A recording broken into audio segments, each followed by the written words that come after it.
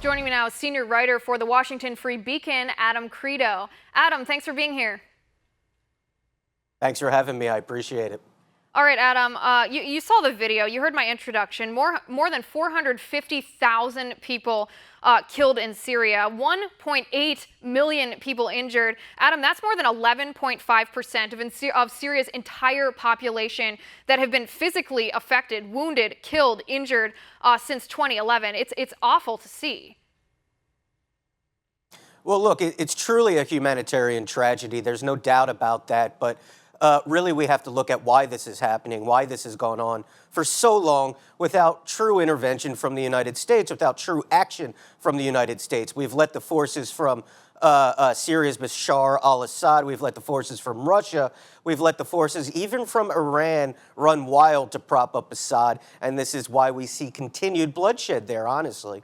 And Adam, go back a little bit in history for me. What did we do wrong, or the Obama administration, I should say? What did the Obama administration do wrong at the beginning of this conflict? Because it seems to me we're at the point of no return here. The only thing that we can do to fight Assad's forces now would be doing something that would eventually prompt us going to war with Russia, which is not a very desirable option. What did we do wrong in the beginning?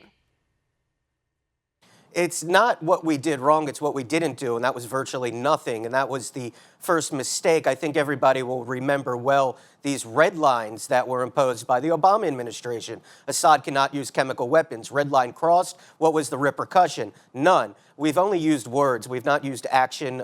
We've not really made an effort to stymie this before it begun. And the repercussions are not just the fatality of innocent civilians. The repercussions are that we have an influx of immigration in a way that we cannot vet.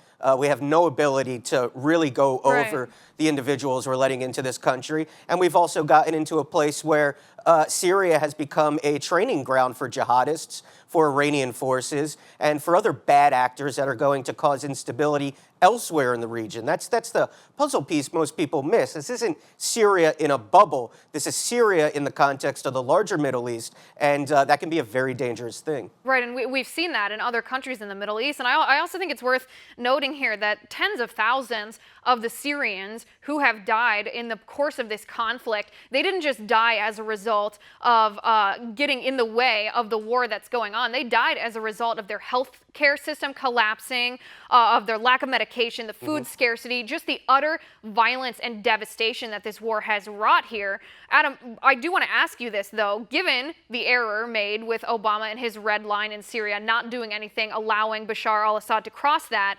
moving towards today, the ceasefire that was negotiated between Russia and the United States in regards to Syria, it was broken almost before it started. Everyone saw that coming. Did this make the situation worse, in your opinion? I don't know that it made the situation worse. I think the situation has been pretty much as bad as it can be for quite some time. And I don't mean that to be glib. We've let this spiral completely out of control, and no ceasefire is going to hold. Assad was saying just today and yesterday that he would grant immunity to those opposing him who throw down their arms in Aleppo. Obviously, that's not going to happen.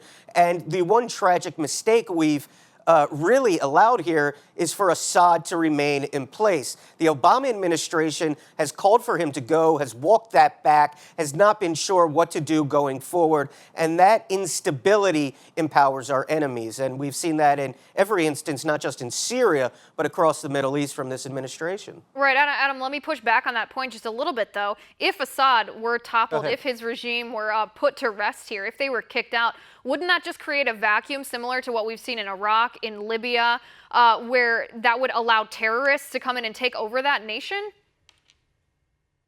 Well, I have news for you. The terrorists are already there in Syria.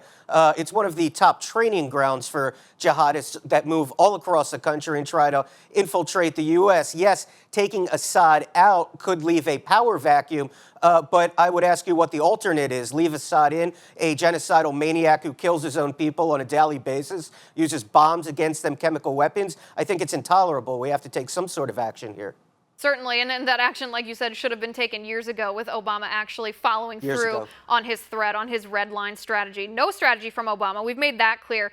We don't really see a strategy either proposed by Hillary Clinton. I mean, her campaign manager, Robbie Mook, he went on television on a talk show, and he couldn't clearly articulate the strategy in Syria for his candidate. Could we just expect more of the same under a President Hillary?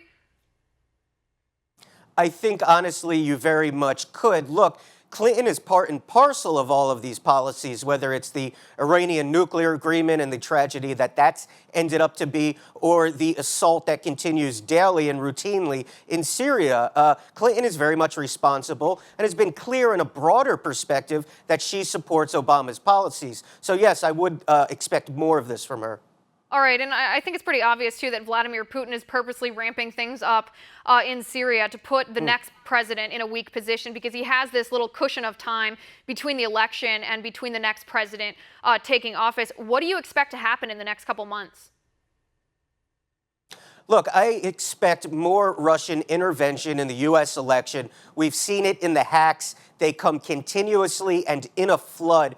And I've perused some of these leaked documents, whether it be from the Clinton Foundation or the DCCC, and it's really quite a landmine for the candidate Clinton. So I expect Russian hackers, those who are backed by them, look, honestly, hackers that are tied to North Korea, the Iranians, all of them are searching to harm this election and interfere in this election. And honestly, at the end of the day, Vladimir Putin sits back and laughs because he knows that he can intercede in the election without much repercussion to him and only enabling him and making him stronger. It's a win for Putin, honestly. Right, and he has every bit of reason to believe that that's the case, given the weak negotiation, the weak leadership of both Barack Obama and Hillary Clinton these past 8 years.